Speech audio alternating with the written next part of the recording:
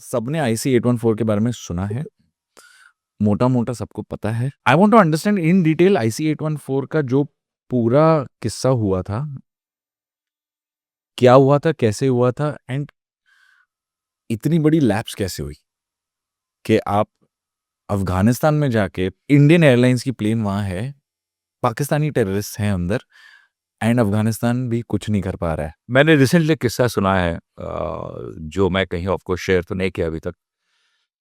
मेरी एक journalist colleague है, former colleague. She was with India Today then and she was with News Track, उनका जो video magazine था। तो उनके कुछ आर्मी के कॉन्टैक्ट्स पंजाब से उनको बोल रहे थे कि आप कुछ पाकिस्तानी टेररिस्ट से बात करना चाहते थे। तो मसूद अज़हर का नाम लेके बोला था कि इसको इंटरव्यू करो।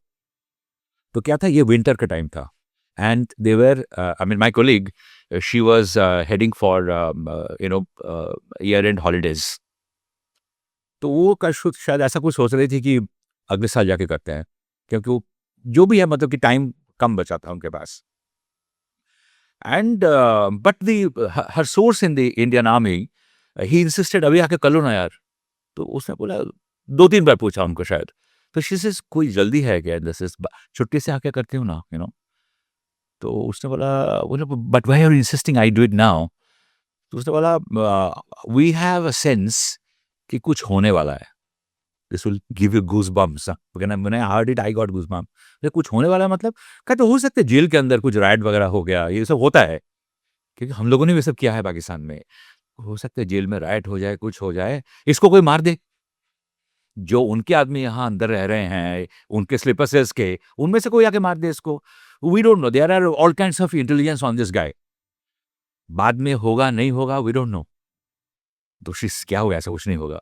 And I will come back from the holidays and will do this. Because she, her husband, whole family was all gearing up for it. हुआ तो वही, एक घटना तो घटी। 31st दिसंबर, राइट? नाउ यू सी वहाँ से प्लेन निकला।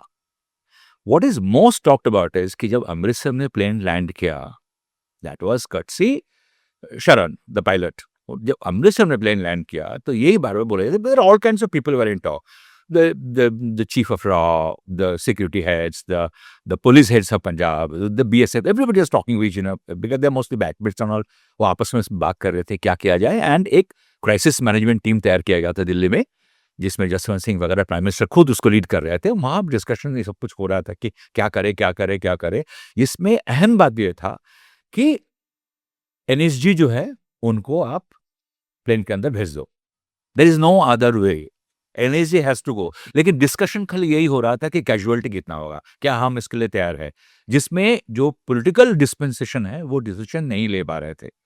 लेकिन जो हमारी लॉ एनफोर्समेंट एजेंसीज हैं वो सब तैयार थे कि हमको अल्टीमेटली प्लेन के अंदर घुसना पड़ेगा बिफोर एनीथिंग एल्स हैपन, क्योंकि वहां उनको रिफ्यूलिंग करना था। इसका मतलब उनको आगे उड़ना है, वहां पे तो रुकेंगे नहीं, क्योंकि वहां पे उनको आना भी नहीं था। शरण पायलट वहां पे लेके आया था बोल के कि मेरा फ्यूल खत्म हो रहा है।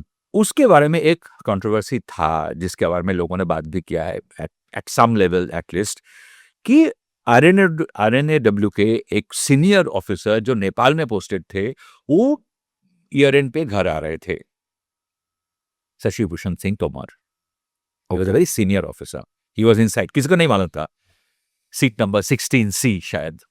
अगर वो बात हाईजैकर्स को मालूम होता, Kunal, imagine what could have happened, that there is a raw officer, an Indian spy who operates from Nepal, is sitting inside this plane, and he had to save himself, ताकि because it's not that he was saving his own life, he knew कि if my cover gets blown, everyone will die. Everyone will die probably here. तो उनको जब एक तो bathroom वो लोग जाने नहीं दे रहे थे, उनको जब बाथरूम जाना था, या जब रुपिन कटियाल को जहूर मिस्त्री ने गला काटा उसका, तो वो बार बार अपने आप को, वही है इमोशन को कैसे ढकना होता है, या तो आसपास में और कभी आ जाए तो मुंह ढक लेते थे, दूसरी तरफ देखते थे, बाथरूम जा रहे थे किसी और तरफ देख के।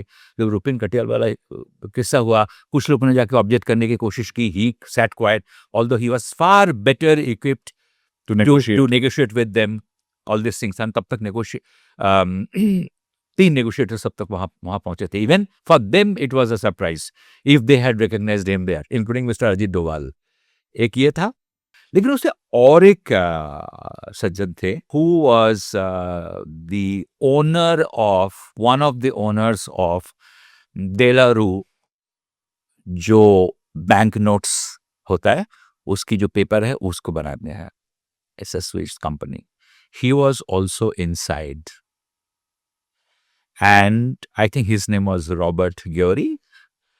So one of his company person called Jaswant Singh, the then foreign minister, और उनको बोला कि so and so is also inside the plane. Please make sure nothing goes wrong. तो there was a situation where बहुत सारे compulsions जो है, conditioning जो है, वो क्राइसिस मैनेजमेंट टीम के सामने था कि हम क्या करें. जो क्राइसिस मैनेजमेंट टीम होता है या उस सिचुएशन में जो लॉ एनफोर्समेंट टीम्स होते हैं ना, उनके लिए चीजें और डिफिकल्ट हो जाता है. तो प्लेन वहां से जो है eventually it takes off, you know. I use trying to say कि डेलारू जो है वहां से जो कॉल आया था इस वजह से प्लेन को अमृतसर से टेक ऑफ करने दिया, because I don't see any other reason why when you are still in India this is definitely this could be one of the reasons कि अभी उड़ने दो. हाँ कि इसको अभी उड़ने दो, क्योंकि वही है कि अंदर एक तो अच्छा ये जो एक का गला काट जो दिया. आरएनएडब्ल्यू का ऑफिसर थे तोमर अंदर, Tomar was not just again an RNAW officer. Tomar के सिस्टर के साथ एनके सिंह का शादी हुआ था. N K Singh was then the principal secretary to Atal Bihari Vajpayee, the then prime minister. So Tomar was also a VVIP, not just an intelligence official, not just an Indian spy. But they didn't know he's inside. हाँ, so they didn't know he's inside. But कहने का मतलब ये है कि अगर अंदर देखिए कमांडोज का अंदर जाने का मतलब there will be bloodbath. Casualties होंगी. हाईजैकर्स जो होता है वो हमेशा बहुत डेस्परेट होता है, नहीं तो हाईजैकर्स वो काम कर ही नहीं सकते.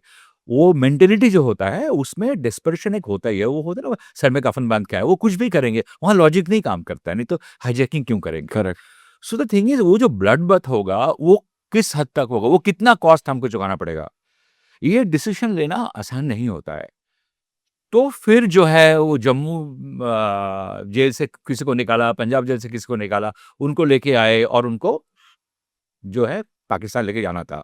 तो प्लेन को यहां से आपने इसलिए उड़ने दिया क्योंकि आप एक डिसीजन पे नहीं आ सके, and your decision making became more complicated with the presence of this two VVIPs that I am talking about, Tomar and Robert Gyori. ये इस कारण को इस चीज को हम नजरअंदाज नहीं कर सकते, ये मेरा कहने का मतलब पर है. दिल्ली को नहीं पता था ना तोमर अंदर है, कि दिल्ली को पता था कि कुछ दिल्ली को पता था, 100% दिल्ली को पता था, क्योंकि उसके बारे में क्राइसिस मैनेजमेंट ग्रुप के अंदर अटल बिहारी वाजपेयी ने खुद इस बात का जिक्र किया था, और ये गिने चुने कुछ लोगों को मालूम था.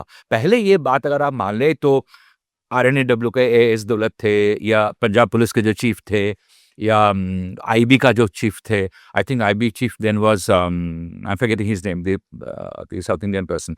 एनीवे, सो इन लोगों को कुछ मान लीजिए 5-6 लोगों को मालूम था. Okay, and obviously prime minister would know about it, that's all. लेकिन वो 5-6 लोग ही तो डिसीजन मेकर्स है ना. True. Those 5-6 people were the decision makers. और अगर आप क्राइसिस मैनेजमेंट ग्रुप देंगे, उसमें फॉरेन मिनिस्टर थे, उसमें डिफेंस मिनिस्टर होंगे, उसमें होम मिनिस्टर होंगे, that's all. So for them it was priority was always the passenger safety. लेकिन उस पैसेंजर्स में जब आपके कुछ वीवीआईपी हो जाते हैं, मैं यहाँ किसी की पक्ष लेके नहीं बात कर रहा हूँ, I am not pointing a finger at anybody also, compulsion of the hour. Definitely वो कॉम्प्लिकेटेड बात हो ही जाता है. और यहाँ से अल्टीमेटली हमने वो डिसीजन नहीं लिया कि दी कमांडोज को अंदर घुसने दिया जाए, और प्लेन वहां से टेक ऑफ कर गया. और तब तक शायद हम लोग ये इसके लिए भी तैयार हो रहे थे कि अगर हमको हैंड ओवर करना पड़े तो उसका फॉलो आउट क्या होगा. अब देखिए डिसीजन लेने वाले पॉलिटिशियंस होते हैं, तो ऑब्वियसली वो भी देखते हैं कि इसके लिए हमें पॉलिटिकल करेंसी कितना पे करना पड़ेगा, हमारे उसके ऊपर फॉलो आउट क्या होगा. क्योंकि at the end of the day हमेशा जनरल पब्लिक जो है वो आपको ही कोसेगी, ये कहेगी कि आपने तो टेररिस्ट को जाने दिया. और आज के तारीख में खास करके इसलिए और बोलेंगे क्योंकि वो टेररिस्ट बाद में जाकर कौन बना, one of the most wanted terrorist in the world, और जिसने शायद सबसे ज्यादा नुकसान हिंदुस्तान का पहुंचाया among all terrorist from Pakistan, इस मसूद अजहर. करेक्ट. उसको उसने जो महम क्या एक के बाद एक के बाद एक, और जिस तरह वो लड़ता है, तो क्या कीमत हमने चुकाया उससे. लेकिन सवाल उसमें आ जाता है कि जहां तक मुझे मालूम है, every single intelligence head had given their assurance that we genuinely believe to the cabinet कि we don't have an option but to hand over. क्योंकि अगर आप देखेंगे जैसा मान लीजिए उससे कुछ समय पहले ड्यूरिंग विश्वनाथ प्रताप सिंह टाइम जब वो प्राइम मिनिस्टर बने थे, प्राइम मिनिस्टर जिस दिन उनका स्वेरिंग इन सेरेमनी हुआ था, उसके ठीक शायद 1 या 2 दिन बाद कश्मीर से रूबिया जो अभी मुफ्ती मोहम्मद सईद है उनकी दूसरी बेटी रूबिया सईद को किडनैप कर लिया गया था and there was pressure on New Delhi, तो उनको हैंडओवर कर दिया गया था। टेररिस्ट को रिलीज कर दिया गया और लड़कियों को सही सलामत वापस लाया गया। लेकिन वहां पे भी बात ये हुआ था कि ऐसा कितने इंसिडेंट होगा, हर बार हम कितने टेररिस्ट को छोड़ेंगे, but that was still the question of one individual.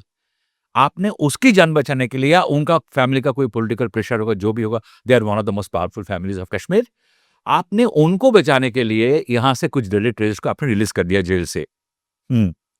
तो यहाँ पे अगर 200-250 पैसेंजर किस बात हो रहा है, एंड वर्ल्ड पैसेंजर्स थे पैसेंजर्स से from all over the world. All over the world. तो वो एक टूरिस्ट डेस्टिनेशन से प्लेन आ रहा था।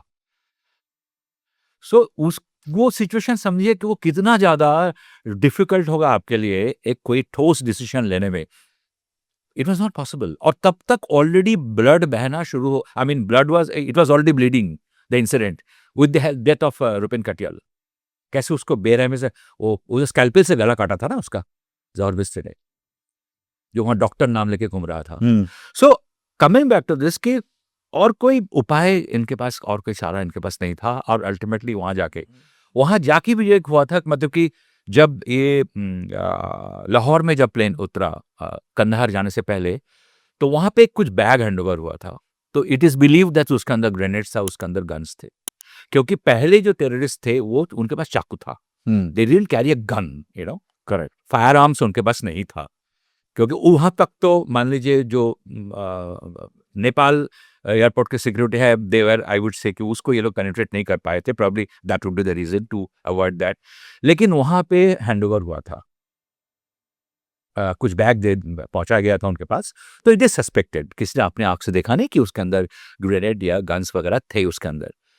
तो IC-814 was a very unfortunate incident, you know, जिसपे हम लोग चाहते हुए भी, बहुत कुछ कोशिश करते हुए भी हम लोग कुछ कर नहीं पाए थे। But it was a very complex situation. People though don't talk about the presence of the VVIPs, but that complicates the situation more.